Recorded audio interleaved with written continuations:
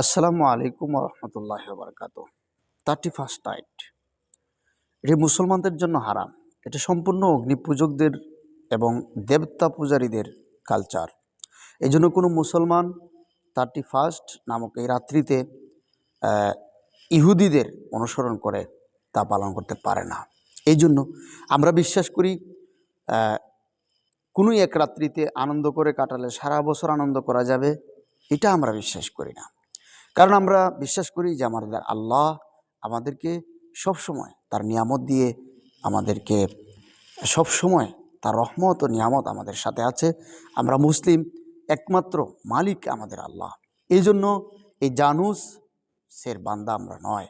এটা করতো তারা তার জানুসের কাছে প্রার্থনা করত।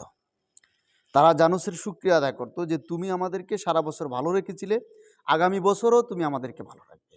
কিন্তু আমরা বিশ্বাস করি আল্লাহ আপনি আমাদেরকে ভালো রেখেছেন, আমরা আপনার কাছে সাহায্য চাই। এই জন্য এই রাত্রিতে আতশা ফোটানো, আনন্দ করা, গান বাজনা করা, নেচে মেতে গেয়ে এই দিন 31st নাইট পালন করা মুসলমানদের জন্য সম্পূর্ণ হারাম।